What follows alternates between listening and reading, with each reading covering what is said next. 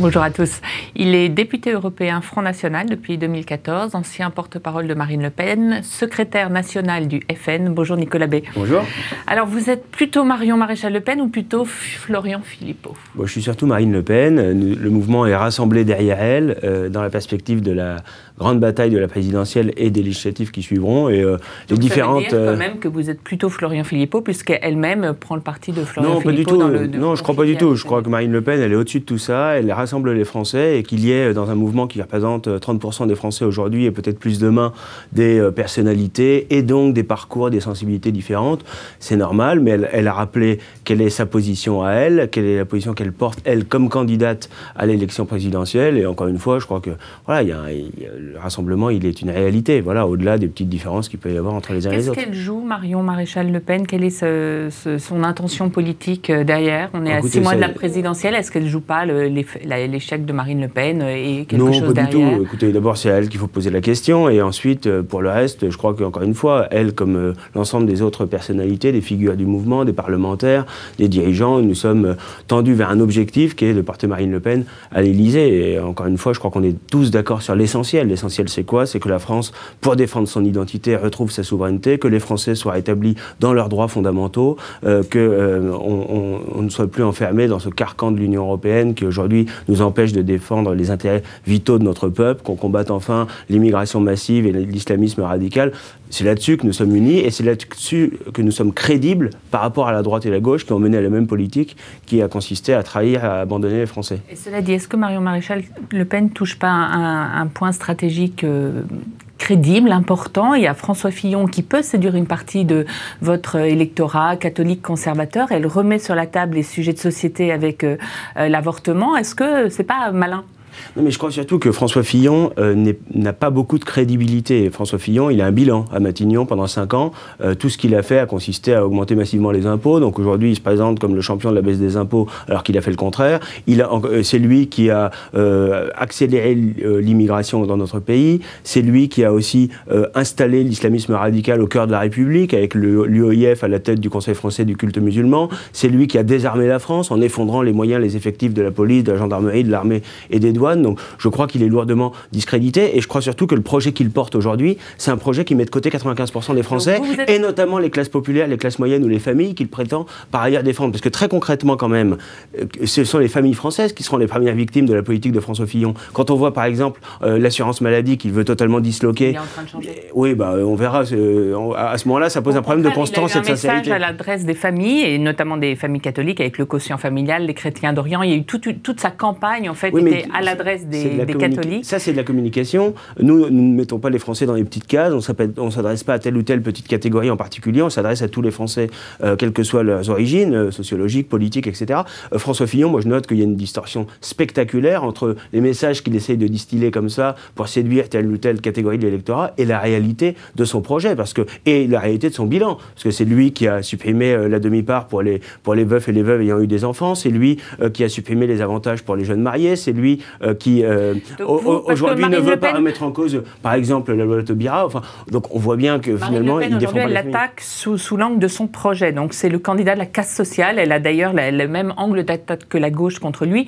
Vous êtes plutôt sur Fillon, celui qui a su manœuvrer, qui a su changer de discours. C'est quoi votre angle d'attaque? Non, mais en réalité, c'est tout à fait complémentaire. C'est vrai que le projet de François Fillon va porter un coup terrible aux familles françaises. La Mutualité française, il y a quelques jours, a chiffré le coût pour une famille française du projet de François Fillon, notamment sur la santé. Oui, ce serait un coût exorbitant, c'est-à-dire que ce serait des centaines d'euros de dépenses supplémentaires pour les familles par mois. Oui, bah, écoutez, on verra ce qu'il en adviendra, mais ça pose à ce moment-là le problème de la constance et de la sincérité de sa démarche. Mais encore une fois, c'est lui.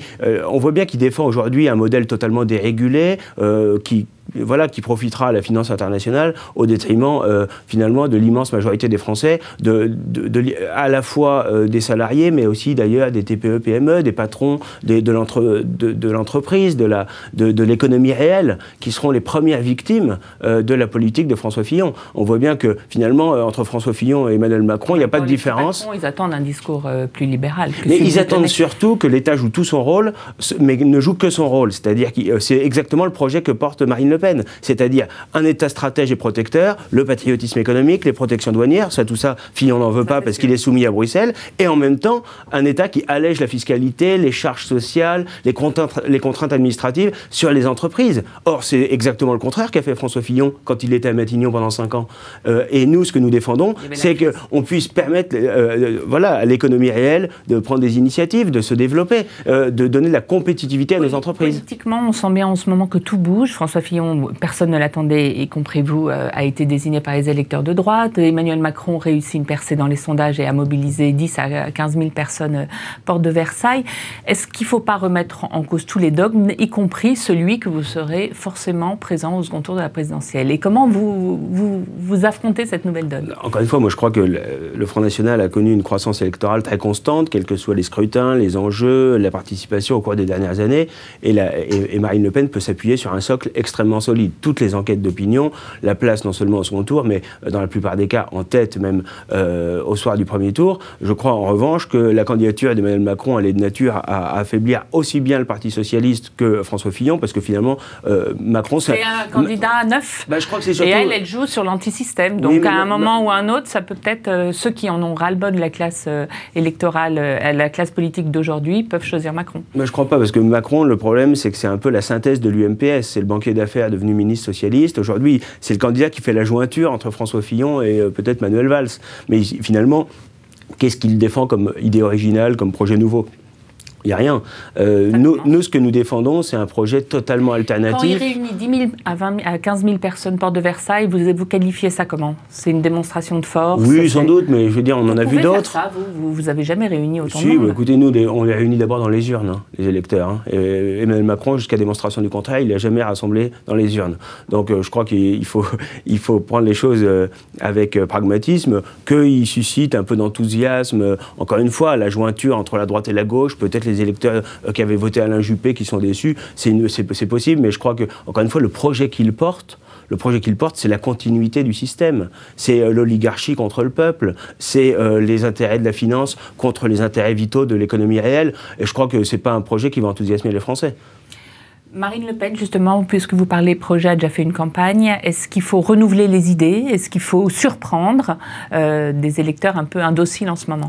Je crois qu'il y a à la fois une constance dans le projet politique que Marine Le Pen porte depuis de nombreuses années. Et en même temps, bien sûr... la même campagne qu'en 2012? Non, ce sera forcément une campagne différente parce que le Front National a changé de dimension, parce que Marine Le Pen, aujourd'hui, elle est en situation de gagner, ce qui n'était pas le cas en 2012. Et puis, je crois aussi que voilà, la situation de la France, elle est mouvante. La situation sur le front économique et social a continué de s'aggraver. La question identitaire et sécuritaire est évidemment au cœur des préoccupations des Français et prend une tournure dramatique. Donc, la situation de la France changeant, forcément, le projet politique, il est amené à s'adapter à cette situation. Des idées nouvelles? Oui, non, mais il y a forcément notamment quelques mesures, et parfois des mesures techniques qui seront nouvelles. Mais encore une fois, les grandes orientations, elles sont simples. Retrouver notre souveraineté, c'est-à-dire notre liberté de peuple, la maîtrise de notre destin, ce qui aujourd'hui est confisqué par Bruxelles, c'est défendre à nouveau les Français, les protéger, une vraie protection à la fois sécuritaire, la maîtrise de nos frontières, un combat impitoyable contre l'islamisme radical et contre le communautarisme, et puis défendre notre économie. Aujourd'hui, c'est impossible en raison des contraintes imposées par Bruxelles, donc il faut sortir de ce carcan. C'est ce que font beaucoup d'autres peuples à travers le monde. On l'a vu aux États-Unis, on l'a vu avec le Brexit il y a quelques mois. Eh bien, je crois que ça va être autour de la France. Merci beaucoup, Nicolas Bay. Merci.